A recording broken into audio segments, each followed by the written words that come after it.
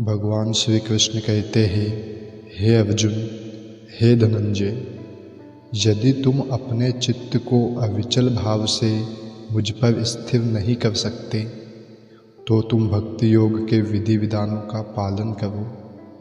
इस प्रकार तुम मुझे प्राप्त करने की चाह उत्पन्न करो। इस श्लोक में भक्ति योग की दो पृथक पृथक विधियां बताई गई हैं। पहली विधि उस व्यक्ति पर लागू होती है जिसने दिव्य प्रेम द्वारा भगवान कृष्ण के प्रति वास्तविक आसक्ति उत्पन्न कर ली है। दूसरी विधि उसके लिए है जिसने इस प्रकार से भगवान कृष्ण के प्रति आसक्ति नहीं उत्पन्न की। इस द्वितीय श्रेणी के लिए नाना प्रकार के विधि विधान है जिनका पालन करके मनुष्य अंततः कृष्ण आसक्ति अवस्था को प्राप्त हो सकता है। भक्ति योग इंद्रियों का संस्कार है। संसार में इस समय सारी इंद्रियां सदा अशुद्ध है क्योंकि वे इंद्रिय तृप्ति में लगी हुई है, लेकिन भक्ति योग के अभ्यास से ये इंद्रियां शुद्ध की जा सकती है और शुद्ध हो जाने पर वे परमेश्वर के सीधे संपर्क में आ जाती है। श्री कृष्ण आगे कहते हैं, यदि तुम भक्ति योग के विधि विधानों का अभ्यास भी नहीं कर सकते तो मेरे लिए कर्म करने का प्रयत्न करो, क्योंकि मेरे लिए कर्म करने से तुम पूर्ण अवस्था को प्राप्त होगे। संक्षिप्ततः सर्वोच्च लक्ष्य भगवान तक पहुँचने की दो विधियाँ हैं। एक विधि है क्रमिक विकास की और दूसरी प्रत्यक्ष विधि। कृष्ण भावनामृत में भक्ति प्रत्यक्ष विधि है। अन्य विधि में कर्मों के फल का त्याग करना होता है, तभी मनुष्य ज्ञान की अवस्था को प्राप्त होता है। उसके बाद ध्यान की अवस्था तथा फिर परमात्मा के बोध की अवस्था और अंत में भगवान की अवस्था आ जाती है। मनुष्य चाहे तो एक एक पग करके आगे बढ़ने की विधि अपना सकता है या प्रत्यक्ष विधि ग्रहण कर सकता है, लेकिन प्रत्यक्ष विधि हर एक के लिए संभव नहीं है।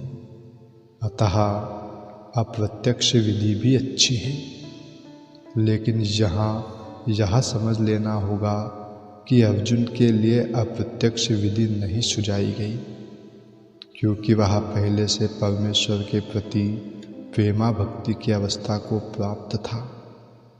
यहाँ तो उन लोगों के लिए है जो इस अवस्था को प्राप्त नहीं है।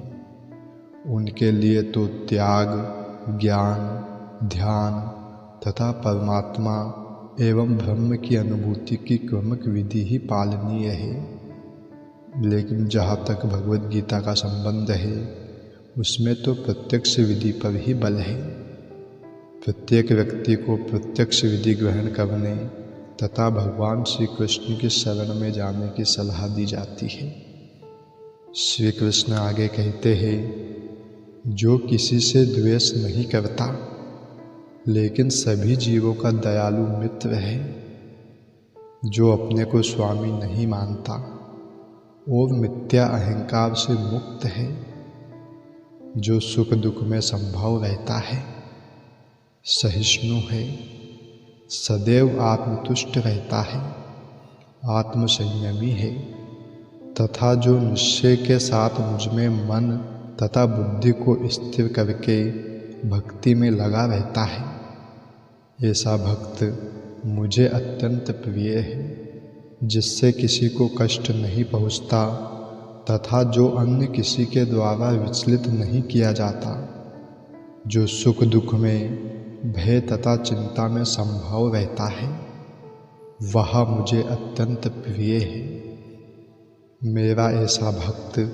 जो सामान्य कार्यकलापों पर आश्रित नहीं है, जो शुद्ध है, दक्ष है, चिंता रहित है, समस्त कष्टों से रहित है और किसी फल के लिए प्रयत्नशील नहीं रहता, मुझे अतिशय प्रिय है।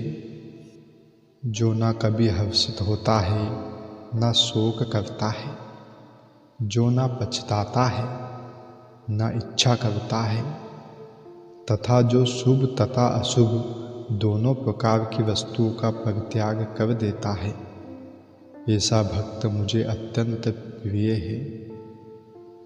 जो मित्रों तथा शत्रुओं के लिए समान है, जो मान तथा अपमान, शीत तथा गर्मी, सुख तथा दुख, यश तथा अपयश में संभाव रहता है, जो दूषित संगति से सदैव मुक्त रहता है, जो सदैव मौन और किसी भी वस्तु से संतुष्ट रहता है, जो किसी प्रकार के घर बार की परवाह नहीं करता, जो ज्ञान में दृढ़ है और जो भक्ति में संलग्न है, ऐसा पुरुष मुझे अत्यंत प्रिय है।